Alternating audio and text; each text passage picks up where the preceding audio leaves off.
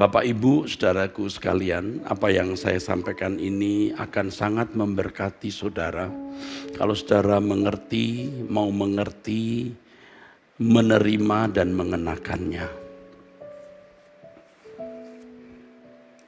Apa yang saya kemukakan ini luar biasa, saudara, akan memberkati saudara. Saya beri judul yang saya sampaikan ini kesederhanaan atau simplicity. Kalau kita membaca Injil Matius pasal 28, ya. Injil Matius 11 ayat 28 dan 29, saudara. Firman Tuhan mengatakan, datanglah kepadaku yang letih lesu dan beban berat. Aku beri kelegaan kepadamu. Oke, itu dulu. Saya sudah pernah mention hal ini dan sore menjelang malam ini Tuhan menghendaki saya untuk membicarakan ini lebih mendalam dari perspektif yang saya renungkan lebih dalam.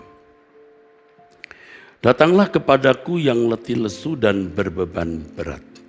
Letih lesu dan berbeban berat ini, saudara, jangan saudara pahami sebagai masalah-masalah hidup yang dialami orang pada umumnya, saudaraku. Yang disebabkan memang karena kesulitan-kesulitan yang tidak bisa dihindari yang dialami manusia pada umumnya. Letih lesu dan berbeban berat. Saya menggunakan kalimat yang menjadi jembatan penjelasan saya lebih dipahami. Letih lesu dan berbeban berat. Saya ganti satu kata ya saudara. Mungkin saudara bertanya-tanya tapi nanti akan mengerti. Kompleks. Letih lesu dan berbeban berat itu kompleksitas. Kehidupan yang rumit, kerumitan. Datanglah kepadaku yang letih lesu dan berbeban berat. Ya. Datanglah kepadaku kamu yang hidupnya rumit, yang kompleks. Aku akan memberikan kepadamu perhentian, anapauso. Pikul lakuk yang kupasang, belajarlah padaku karena aku lemah lembut ya, dan rendah hati, dan jiwamu akan mendapat ketenangan. Teks aslinya masih anapauso. Yang pertama anapauso diterjemahkan kelegaan, jiwamu mendapat ketenangan juga diterjemahkan anapauso. Kata sama, anapauso pertama diterjemahkan kelegaan, anapauso yang kedua diterjemahkan jiwamu mendapat ketenangan. Datanglah kepadaku yang letih lesu dan berbeban berat, aku beri kamu anapauso. Belajar padaku, ya. Aku lemah lembut, aku rendah hati, maka kamu akan menerima anapauso itu. Amin. Jadi kelegaan itu tidak diberikan secara otomatis dan tidak diberikan secara mudah. Harus belajar dulu, saudara. Dan Tuhan sabar mendidik kita yang keras kepala, yang tegar tengkuk, yang tidak kalah keras kepalanya dengan bangsa Israel. Tapi Tuhan Yesus lemah lembut dan rendah hati. Dia akan bimbing kita sampai kita mengalami anapauso itu atau kelegaan itu. Saudaraku sekalian, hidup ini kompleks. Rumit, saudaraku, rumit. Yang dibahasakan dengan letih lesu dan berbeban berat. Tapi kalau kita datang kepada Tuhan Yesus, kita akan diberi kelegaan atau perhentian. Bagaimana bisa mengalami perhentian itu jika kita belajar dari Dia? Belajar padaku supaya kamu tidak mengalami kompleksitas lagi. Dulu kita memahami kata letih lesu dan berbeban berat itu kalau orang belum menikah, jadi galau, mesti punya jodoh. Belum punya anak, upset, galau, ya saudara. Maka datang kepada Tuhan untuk memiliki anak. Yang tidak punya jodoh bisa punya jodoh. Ya, gaji kecil, bulan ke bulan, hari ke hari rasa kekurangan, ya. Itu letih lesu dan beban berat. Belum punya rumah, ya. Punya cacat fisik, ya. Setiap kali lihat orang fisiknya sempurna, dia tidak sempurna, galau, upset, malu, ya. Tuhan berkata, belajar padaku. Dulu kita pikir dengan kita datang kepada Tuhan, saudara, maka yang tidak punya jodoh dapat jodoh supaya lega. Dulu kita pikir begitu.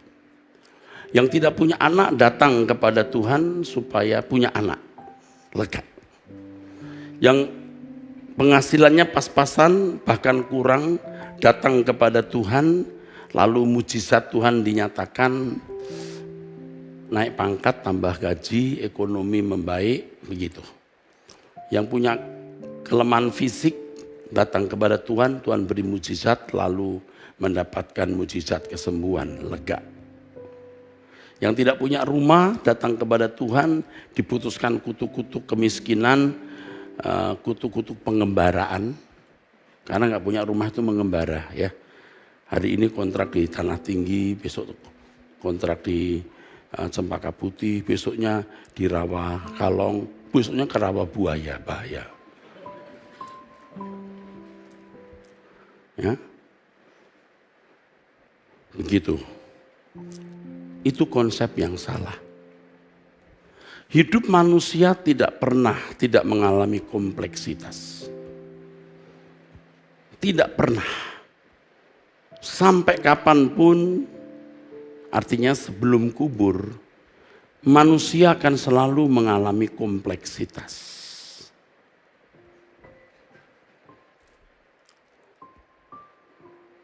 Jadi kalau kita datang kepada Tuhan, itu urusannya bukan supaya kompleksitas tersebut dapat diurai, supaya tidak punya keadaan yang kompleks tersebut. Tuhan berkata, datang padaku, tapi belajar, ya, supaya kamu memperoleh kelegaan yang kudijanjikan itu, belajar.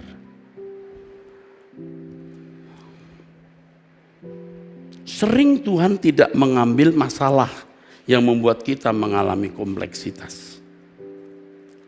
Tapi Tuhan mengubah cara berpikir kita. Tuhan mengubah sikap hati kita. Supaya kondisi yang dulu kita anggap kompleks menjadi tidak kompleks. Tepuk tangan dulu.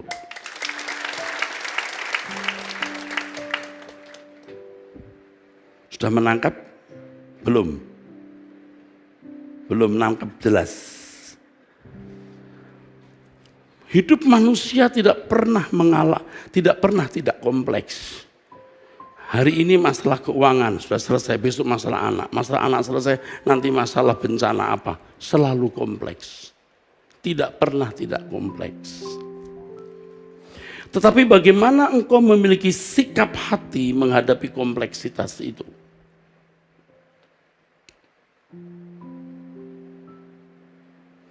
Ini penting, saudaraku. Bagaimana kita menghadapi kompleksitas hidup? Ya, masalah-masalah yang membuat kompleksitas itu sehingga masalah-masalah hidup yang tadinya kita anggap kompleks atau rumit menjadi tidak rumit. Tadi saya memberikan ilustrasi orang yang tidak punya jodoh. Tidak punya jodoh. Rumit ya, tidak punya jodoh. Tapi kalau kamu menganggap tidak rumit, bisa nggak? Bisa nggak, saudara? Bisa. Kalau kamu menganggap itu bukan sesuatu yang memalukan, tidak masalah. Nah sekarang cara berpikir kita, sikap hati kita yang kita ubah. Kalau belum menikah ditanya orang, sudah nikah belum? Dulu menjawabnya malu, sekarang enggak malu lagi. Oh saya belum menikah dan mungkin juga tidak menikah. Biasa saja.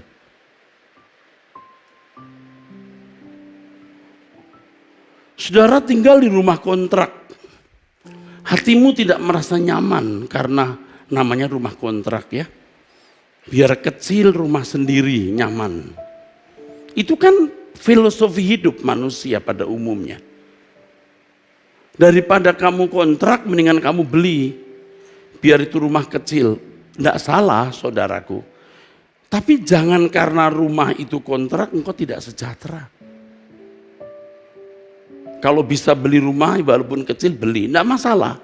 Tapi jangan karena kamu tinggal di rumah kontrak, hati kamu tidak nyaman, tidak tenang, masih kontrak. Kompleksitas itu kamu buat sendiri dari sikap hati dan cara berpikirmu. Tidak punya anak, kesepian. Lihat anak orang, lihat keluarga yang punya anak, nyut hati. Nyut. Kenapa enggak punya anak? Kenapa saudara tidak berpikir tidak punya anak sendiri, anak orang yang diurus? Apakah membantu anak yatim piatu atau mensponsori orang sekolah? Apakah tidak rela kalau itu bukan anak kandungmu? Ketika saya lihat hidup saya hari ini, saudara, saya menengok masa lalu, saya mereview perjalanan hidup saya yang telah saya jalani. Saya menyadari betapa kompleksnya hidup saya. Kompleks. Bukan karena masalah-masalah, karena saya bodoh. Karena saya bodoh, saya belum memahami kebenaran seperti hari ini. Cita-citaku Pak, walaupun itu rohani, tapi salah. Bagaimana aku punya gereja besar? Bagaimana aku punya gelar tinggi? Bagaimana aku punya kesenangan ini, kesenangan itu. Ada, masih ada. Walaupun tidak terlihat. Dan itu membuat kompleksitas. Dan tahukah saudara hal seperti itu mendistrak, merusak, menghambat pertumbuhan rohani kita. Jadi setelah berumur baru saya sadar. Mestinya dulu saya tidak perlu punya macam-macam keinginan. Jalan saja, mungkin juga gereja bisa tetap besar, bisa. Tapi tanpa kompleksitas. Nanti saya akan jelaskan kalau waktunya cukup. Dari kompleksitas yang kita alami karena keinginan kita, masuk kepada kompleksitas karena pekerjaan Tuhan. Itu beda. Rumit juga pekerjaan Tuhan. Anda nangkap saya ngomong apa? Nah rata-rata Anda di tataran kompleksitas karena diri sendiri, rata-rata.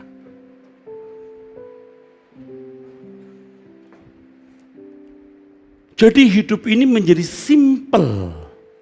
Itulah sebabnya firman Tuhan mengatakan asal ada makan pakaian cukup. Itu simple. You mau apa lagi? You bisa hidup hari ini tidak telanjang, cukup. Simple. Tepuk tangan saudara.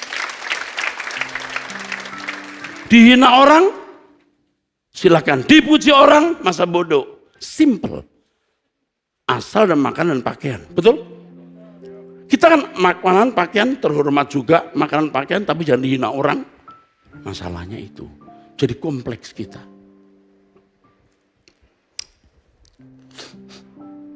Coba saudara hayati renungkan kalimat ini. Tadi saya katakan kalau engkau bisa mengerti. Kalau engkau bisa menerima, engkau akan diubahkan. Anak-anak muda yang tidak punya masa depan atau belum punya masa depan, jangan berpikir kamu tidak punya masa depan. You don't know about tomorrow, but you know God holds the future. Tuhan tuh pegang masa depan. Kita nggak tahu hari esok bagaimana. Simpel saja jalani hari ke hari. Lewati hari ke hari. Sebenarnya ada masa-masa di mana saya berpikir simpel Pak. Tapi dalam perjalanan hidup ketika saya punya uang, ketika saya lihat kemungkinan untuk terhormat, untuk populer, jadi kompleks. Jadi rumit hidup saya. Tadi waktu saya masih muda, sempat memiliki kesederhanaan. Ketika tidak memiliki masa depan yang jelas, ya udah deh jalani saja. Dan saya mengerti bagaimana perasaan merdeka. Tahu merdeka? Merdeka. Seperti seorang pemain yang bermain tanpa beban. Bermain tanpa beban. Yang bikin rumit kita itu kalau kita tidak puas dengan apa yang kita miliki, melihat orang lain yang punya banyak, lalu kita merasa tidak cukup, lalu kita menggeliat. Rumit hidup kita. Maka kalau kita belajar kepada Tuhan Yesus, Tuhan akan mengajar serigala punya liang, burung punya sarang. Anak manusia tidak punya tempat meletakkan kepalanya. Sederhana saja. Saya tidak mengajak saudara menjadi miskin, tapi berpikir simpel. Amin, saudara. Berpikir simpel. Ini kan sebuah fakta yang saya jalani. Kita bisa merdeka, saudaraku. Amin. Kita yang menciptakan kompleksitas itu, maka belajar dari Tuhan, saudara.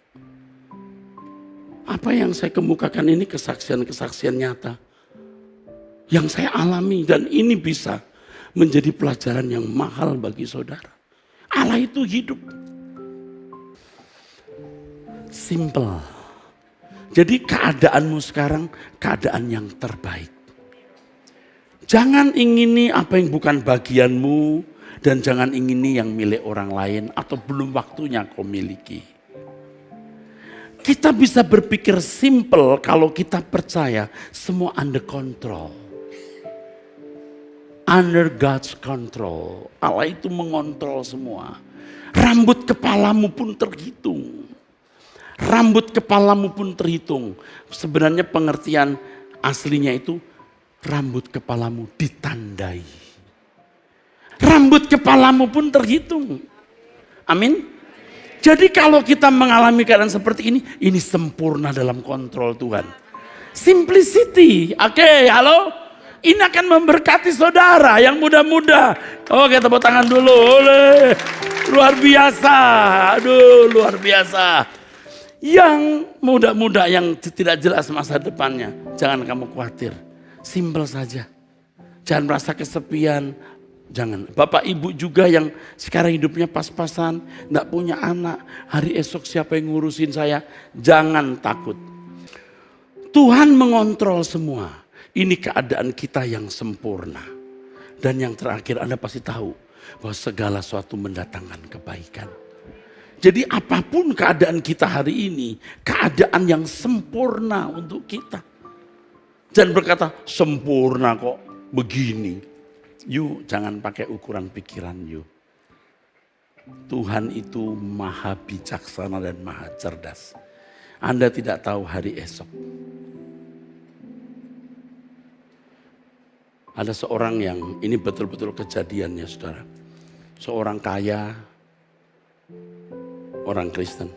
Kecelakaan sampai tidak bisa bangun. Wajahnya ganteng tapi juga jadi rusak. Karena badannya makin mengecil. Nggak tahu kenapa. Saudara, saya katakan kalau dia ganteng, kaya, dia akan rusak. Dengan kekayaan dan penampilan yang cakep, dia akan rusak. Tuhan sayang dia. Dengan kondisinya seperti itu, dia bisa memanggil saya datang doa di rumahnya. Dia kebaktian, dia masuk surga. Sudah meninggal sekarang. Dia dari surga dia. Kalau dia masih ganteng dengan harta banyak, mungkin gak masuk surga. Nah, kalau saudara dengan pikiran manusia yang fana, pikiran fana yang pendek, ya gak enak lah Pak. You kalau lihat kekekalan, you akan tahu. Apapun yang kau alami hari ini, gak ada artinya dibanding kekekalan. Amin, saudara. Semua dalam kontrol Tuhan. Elohim Yahwehku hidup. Allah yang sama yang disembah oleh Abraham, Ishak dan Yakub, Allah kita. Semua dalam kendali kontrol penguasaan Dia. Sempurna keadaan kita hari ini, walaupun menurut kita tidak. Simpel saja. Jangan berpikir apa yang tidak perlu kau pikirkan. Jangan ingin apa yang tidak perlu kamu ingin, yang bukan bagianmu atau bukan waktunya menjadi bagianmu. Jadi kalau engkau tidak punya jodoh, nggak usah gerubuk-gerubuk, nabrak sini, nabrak sana. Halo, halo. Bapak Ibu, jadikan aku menantumu. Kenapa mesti begitu sih? Halo? Yang banyak saya baca di ada pertanyaan kita menjawab itu ibu-ibu yang dikhianati suami. Ya udah, dikhianati ya udah, yuk pergi. Mau balik silakan, nggak balik ya sudah. Jangan diratapi sampai begitu rupa. Toh dulu kamu lahir tanpa dia. Tapi sakit hatiku Pak. Jangan sakit. Dia punya hak begitu. Kokoh hatimu. Kalau perlu bikin nisan. Taruh di depan rumah. Orang tanya di kuburan siapa? Baca sendiri itu. Nama suamimu.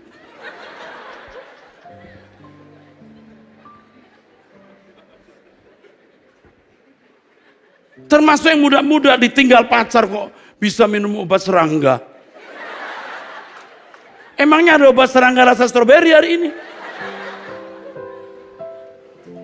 Bikin kuburan di samping rumahmu. Tetangga tanya, ini kuburan siapa? Baca sendiri. Loh, ini kan nama pacarmu. Gua udah mati dia. Allah mengontrol semua. Jadi nggak kompleks lagi. Lagi pula Allah itu besar. Melampaui segala sesuatu.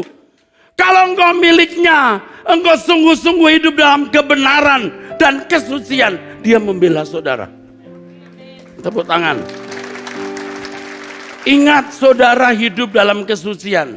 Kalau engkau hidup dalam dosa, engkau tidak layak dilindungi. Orang berdosa tidak layak dilindungi. Tahu? Hanya orang yang berjalan dalam kebenaran dan kesucian yang layak dilindungi. Jadi kalau saudara tidak hidup dalam kekudusan, saudara mau teriak bagaimana? Busuk suaramu.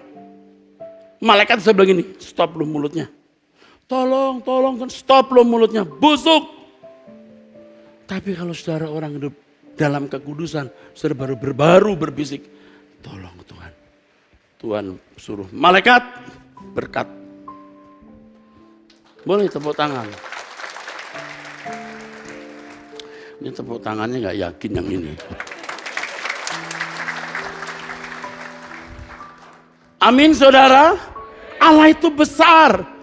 Jangan meng-underestimatekan Tuhan. Jangan pandang dia tidak mampu. Apapun keadaanmu, dia bisa topang kita. Jangan mengecilkan Allahmu. Hari ini kau berjalan tanpa ada harapan. Telah di PHK, anak-anak sekolah dan lain sebagainya. Apapun keadaanmu, dia Allah yang hidup. Kalau Musa bangsa Israel tidak melihat laut, tidak bertemu dengan Kolsom, tidak dikejar oleh tentara Firaun, mereka tidak melihat kemuliaan Allah. Dengan keadaan yang rumit dan sulit itu, mereka melihat kemuliaan Allah. Jalan saja saudaraku, Tuhan akan pasti melindungi menjaga kita, asal kita hidup dalam kekudusan dan kesucian. Makanya kalau saya terus menghimbau saudara hidup dalam kekudusan dan kesucian, jangan saudara anggap ini perkara sepele. Itu hidupmu, itu modalmu, itu segalanya bagimu. Allah itu hidup. Saya bukan hanya berkhotbah, bisa bicara. Saya mengalami Elohim Yahweh yang disembah Abraham, Ishak dan Yakub, Allah kita. Sebesar apapun masalahmu, dia bisa memberi jalan keluar. Jangan membuat hidupmu menjadi kompleks, rumit, hanya karena watak karaktermu yang serakah dan tidak tahu berterima kasih. Maka Tuhan berkata, belajar padaku. Bagaimana hidup dalam kesederhanaan. Bagaimana hidup dalam kesederhanaan dan hidup hanya untuk kepentingan Allah. Walaupun Anda kaya raya punya harta, tetap merasa tidak punya apa-apa karena semua ini milik Tuhan. Jadi gak kompleks, semua serahkan dalam tangan Tuhan. Khotbah ini saya terima ketika saya mulai berdoa. Saya bilang, Tuhan, bebanku berat sekali. Kalau aku tahu begini rasanya aku tidak mau menjadi gembala, menjadi ketua STT dan lain-lain.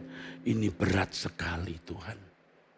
Baru Tuhan mengajari kompleksitas karena kesalahan, keserakahan dan ketidakdewasaan.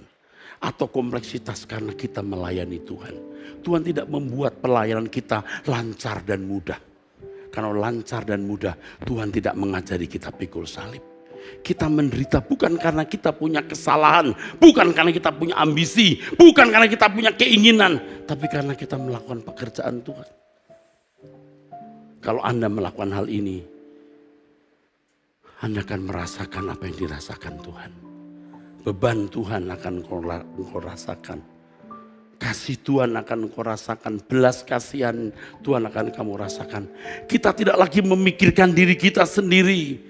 Kita sudah belajar simple, tidak kompleks. Lalu Tuhan memberikan kita kompleksitas yang baru, yaitu pekerjaannya. Serigala punya liang, burung punya sarang, anak manusia tidak memiliki tempat untuk meletakkan kepalanya. Simple bener, dia gak punya masalah untuk dirinya sendiri. Tapi dia pikul salib. Kompleksitas itu dari Allah untuk pekerjaan Bapa. Dan dia layak menerima kemuliaan. Segala kuasa di surga di bumi diserahkan padanya. Dan Tuhan mengatakan dalam Roma 8 ayat 17. Kalau kamu menderita bersama Yesus, kamu akan dimuliakan bersama Yesus. Tepuk tangan. Jangan lagi hidup dalam kompleksitas karena kebodohanmu, keserakahanmu, ketidakdewasaanmu. Hiduplah dalam kompleksitas pekerjaan Allah. Salib yang harus kita pikul. Karena itu mendatangkan kemuliaan bagimu. Amin.